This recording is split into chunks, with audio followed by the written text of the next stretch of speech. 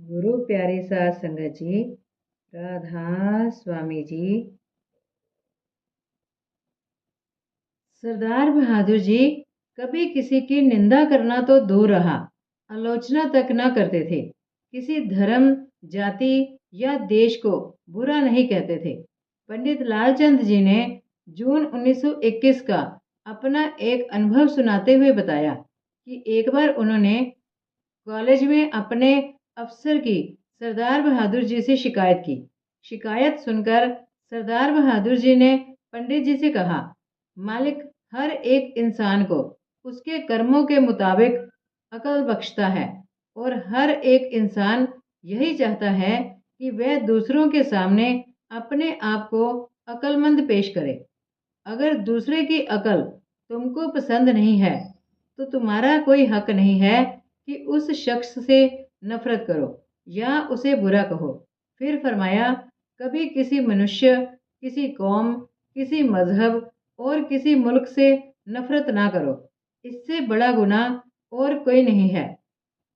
फिर आपने पंडित जी से अनुरोध किया कि उस अधिकारी से जाकर निंदा के वचन कहने के लिए क्षमा मांगे।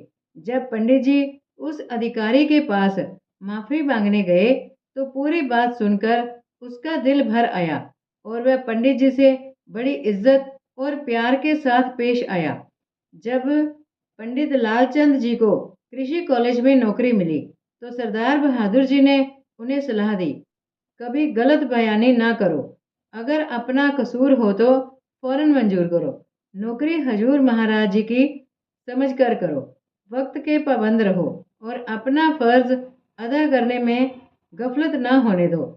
गलती और बेईमानी से बचो। हमेशा अपने अफसर की इज्जत करो। जीवन में अपने साथ होने वाली हर बात को आप अपने सतगुरु की मौज मानकर स्वीकार करते थे। सुख दुख, बीमारी आदि हर बात को आप शांति और समता के साथ स्वीकार करते। कभी किसी बात के लिए उनकी जुबान पर शिकायत तो दूर, नाराजगी के लफ्ज तक न आते थे। 1920 में इंपीरियल एग्रीकल्चरल सर्विस कमीशन ने आपको भारतीय कृषि सेवा, इंडियन एग्रीकल्चर सर्विस के लिए चुना। उस समय तो रसायन विभाग में कोई स्थान खाली ना था, लेकिन कुछ समय के बाद एक स्थान खाली हुआ। ये प्रथम श्रेणी का पद था। आपको नियुक्त करने का पत्र लिखा जा रहा था। इसी बीच एक मंत्री सर जोगिंदर सिंह के निकट संबंधी को दबाव में आकर ये पद दे दिया गया। सरदार बहादुर जी के मित्रों और साथियों को इस बात पर बहुत बुरा लगा।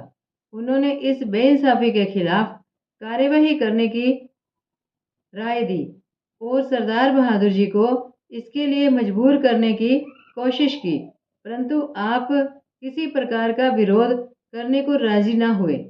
आपके भाई साहब सरदार भगत सिंह जी ने भी बहुत जोर दिया कि इसके खिलाफ ऊपर के अधिकारियों को पत्र लिखें।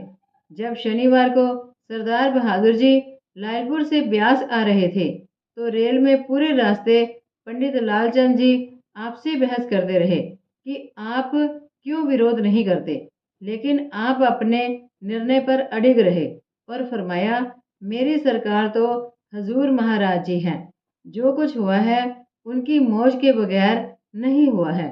ब्यास में सरदार भगत सिंह जी ने आपके सामने ही सारी बात हजूर महाराज जी को बताई। हजूर जी ने आपकी ओर देखते हुए पूछा, क्यों जगत सिंह?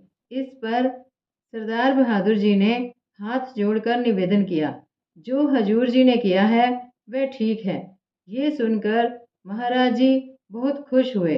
फरमाया, शाबाश, सत्संगी को ऐसा ही होना चाहिए।